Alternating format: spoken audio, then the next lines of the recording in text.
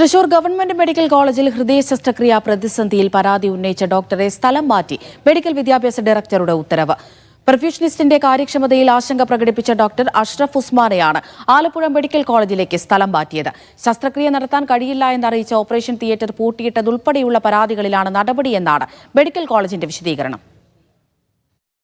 1.5 മാസമായി തുടരുന്ന പ്രതിസന്ധിക്ക് പരിഹാരമായാണ് പരാതി ഉന്നയിച്ച കാർഡിയോവാസ്കുലർ ആൻഡ് സർജറി വിഭാഗത്തിലെ അസിസ്റ്റന്റ് പ്രൊഫസർ ഡോക്ടർ അഷ്റഫ് ഉസ്മാനെ സ്ഥലം മാറ്റി മെഡിക്കൽ വിദ്യാഭ്യാസ ഡയറക്ടർ ഉത്തരവിറക്കിയത്. അടുത്തിടെ ശസ്ത്രക്രിയ നടത്തിയ 2 രോഗികൾ മരിച്ചത് പെർഫ്യൂഷനിസ്റ്റ് ജോലി ചെയ്തവരുടെ പരിചയക്കുറവാണെന്ന തരത്തിൽ ഡോക്ടർ അഷ്റഫ് ഉസ്മാൻ അന്വേഷണ കമ്മീഷന് മറുപടി നൽകിയിരുന്നു. പിന്നാലെയാണ് സർജനെ ആലപ്പുഴയിലേക്ക് സ്ഥലം മാറ്റി ഉത്തരവിറങ്ങിയത്.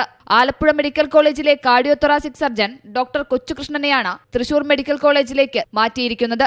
പ്രവൃത്തി പരിചയമുള്ള പെർഫ്യൂഷനിസ്റ്റിനെ നിയമിക്കണമെന്ന ആവശ്യം പരിഗണിക്കാതെ തന്നെ സ്ഥലം മാറ്റിയ നടപടി അനീതിയാണെന്നും പിന്നിൽ സമ്മർദ്ദങ്ങളുണ്ടെന്നും ഡോക്ടർ അഷ്റഫ് ഉസ്മാൻ പ്രതികരിച്ചു. അഡ്മിനിസ്ട്രേഷന്റെ ഫോൾസ് ഒളിപ്പിക്കാൻ വേണ്ടിയിട്ടായിരുന്നു ആദ്യം അവർ നോക്കിയിരുന്നത്. 6 മാസം പെർഫ്യൂഷൻ ഇഷ്യൂ പറയുന്നത് ഈ പെർമനന്റ് പോസ്റ്റുകാരിനെ വേണമെങ്കിൽ അവർക്ക് വേണമെങ്കിൽ വിട്ടുപോയിക്കോട്ടെ എന്നാണ്.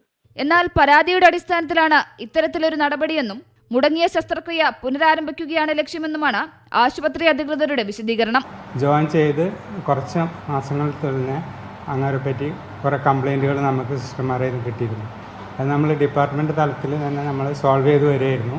ഈ ഡിപ്പാർട്ട്മെൻറ്റ് സ്റ്റാർട്ട് ചെയ്യുകയും അതിനെ ഇത്രത്തോളം വളർത്തിയെടുത്തതും കൊച്ചുകൃഷ്ണൻ സാറാണ്. അതേ സാറിനെ തന്നെയാണ് തിരിച്ചിങ്ങോട്ട് പോസ്റ്റ് ചെയ്തിട്ടുള്ളത്. ഇത് ശസ്ത്രക്രിയ പുനരാരംഭിക്കുന്നതിനുള്ള നടപടിയുടെ ഭാഗമായിട്ടാണ് DME ചെയ്തിട്ടുള്ളതെന്നാണ് നമ്മൾ മനസ്സിലാക്കുന്നത്. നടപടിക്കെതിരെ ട്രൈബ്യൂണലിനെ സമീപിക്കാനൊരുങ്ങുകയാണ് അഷ്റഫ് ഉസ്മാൻ. മീഡിയ 1 തൃശൂർ.